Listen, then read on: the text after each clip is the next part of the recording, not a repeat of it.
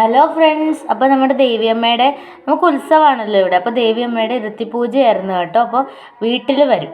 ഇതിപ്പോൾ ഏകദേശം ഒരു 10:45 കഴിഞ്ഞൊരു സമയമാണ്. അപ്പോൾ ഞാൻ എടുത്താണ്. മുറ്റത്ത് ചാണകം കൊണ്ട് ഇങ്ങനെ മെഴുകിയിട്ട് മാത്രമേ ഉള്ളൂ, വേറൊന്നും ചെയ്യേണ്ട. ബാക്കിയെല്ലാം അവർ വന്നിട്ട് ചെയ്യും. അപ്പോൾ നമ്മൾ അത് നോക്കിയിരിക്കായിരുന്നു. എനിക്കാണെങ്കിൽ അങ്ങ് അടുത്തൊന്നും പോകാൻ പറ്റാത്തൊരു സാഹചര്യമായിരുന്നു. അതുകൊണ്ട് തന്നെ നല്ലൊരു വിഷമമായിരുന്നു കേട്ടോ. അങ്ങനെ നമ്മൾ നോക്കി ഇരിക്കുകയാണ്. അപ്പോൾ പറഞ്ഞ് ഇത് വന്നു കഴിയുമ്പോൾ നമുക്ക് അങ്ങോട്ടൊന്നും പോകാനൊന്നും പറ്റത്തില്ല. അപ്പം ഞാനിത് നേരത്തെ അവിടെ ക്യാമറ ഓണാക്കി അവിടെ സെറ്റ് ചെയ്ത് വെച്ചിരുന്നു കേട്ടോ. അപ്പോൾ എനിക്ക് പിന്നീട് കാണാമല്ലോ എന്ന് ഓർത്തു. ദേവിയുടെ തിടമ്പിൽ അങ്ങനെ തൊട്ടടുത്ത് വരുന്നതല്ലേ. അപ്പോൾ അതുകൊണ്ട് അങ്ങനെയൊന്നും കാണാനൊന്നും നിന്നില്ല. അപ്പോൾ അതാ കുറച്ച് ആയപ്പോഴത്തേക്കും തിരുമേനിയൊക്കെ വരുന്നുണ്ട് കേട്ടോ. അപ്പം നമ്മൾ പിന്നെ അവരെല്ലാം അവിടെ റെഡിയാക്കി വെച്ചിരുന്നു കേട്ടോ ചേട്ടൻ. അപ്പോൾ ദേവി വരും. നല്ല ചൈതന്യമാണ് കേട്ടോ ദേവിക്ക്. ദേവി ആ വരുന്ന സമയത്ത് തന്നെ എന്താ സ്മെല്ലെന്നറിയാം. നല്ല അടിപൊളി സുഗന്ധമാണ് കേട്ടോ. നല്ല പനിനീരിൻ്റെയും പൂവിൻ്റെയും വല്ലാത്തൊരു പ്രത്യേക ഒരു സുഗന്ധമാണ് അവിടെ ആകെ അങ്ങ് പരക്കും കേട്ടോ.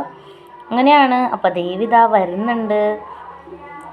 എൻ്റെ മോളാണെങ്കിൽ ഉറങ്ങാതെ നോക്കിയിരിക്കുവാണ്. നേരത്തെ ഉറക്കം വരണം എന്നൊക്കെ പറഞ്ഞ്, എന്നിട്ടും തമ്പായി വന്നില്ലല്ലോ എന്നൊക്കെ പറഞ്ഞ് അവൾ അങ്ങനെ നോക്കിയിരിക്കുകയാണ്. അപ്പോൾ ആൾ തന്നെ വന്ന് വിളക്കൊക്കെ എല്ലാം സെറ്റ് ചെയ്ത് അവർ തന്നെ എല്ലാം റെഡിയാക്കിക്കോളും കേട്ടോ. നമ്മളൊന്നും ചെയ്യേണ്ട, അവർ തന്നെ എല്ലാം റെഡിയാക്കും അവരുടേതായ രീതിയിൽ. അപ്പോൾ നമ്മളിങ്ങനെ ചാണകം മെഴുകി അത് മാത്രം ചെയ്തിരുന്നാൽ മതി, പിന്നെ എല്ലാം റെഡിയാക്കിയിരുന്നാൽ മതി.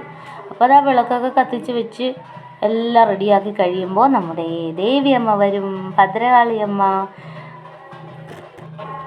മേളം അടുത്തടുത്ത് വരുമ്പോഴത്തേക്കും നമ്മളെല്ലാം തയ്യാറായി നിൽക്കണം കേട്ടോ. അത് ദേവി വരുന്നുണ്ട്. ഇനി കൊട്ടും മേളവും ഒരു പ്രത്യേക ഒരു ഫീലാണ് കേട്ടോ. ദേവിയുടെ അനുഗ്രഹം എല്ലാവർക്കും ഉണ്ടാവട്ടെ.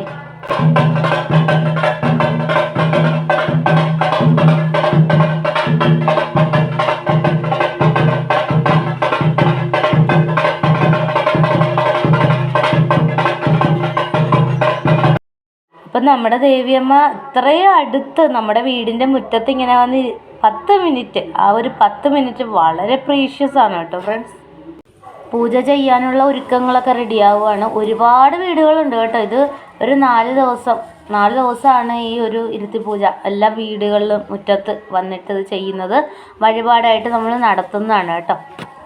ഇത് 22 വർഷത്തിന് മുന്നേ ആണ് ഈ ഒരു കാര്യം 22 വർഷം മുന്നേ ആണ് ഈ ക്ഷേത്രത്തിൽ ചെയ്തിട്ടുള്ളത്. അത് കഴിഞ്ഞ് ഈ വർഷമാണിത് ഇങ്ങനെ ചെയ്യുന്നത് കേട്ടോ, ഇരുത്തിപ്പൂജ.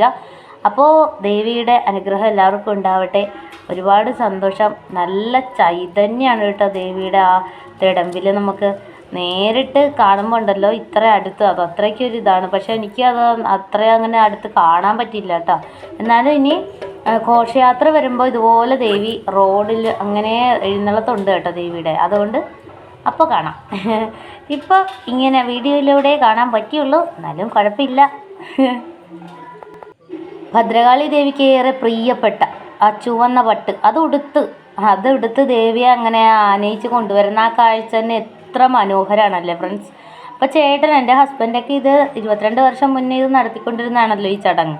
അപ്പോൾ ചേട്ടൻ ഇതുപോലെ വിളക്ക് പിടിക്കാനും ദേവിയുടെ കൂടെ ഇങ്ങനെ പട്ടൊക്കെ എടുത്ത് പോവാറുണ്ടായിരുന്നു എന്നാണ് പറഞ്ഞത് കേട്ടോ. അത് വളരെ നല്ലൊരു അനുഗ്രഹമാണ് ദേവിയുടെ കേട്ടോ. ദേവിയുടെ എല്ലാ നമ്മുടെ സങ്കടങ്ങളും എല്ലാത്തിനും ദേവി നമുക്ക് നല്ലൊരു ഇതാണ് തരുന്നത്.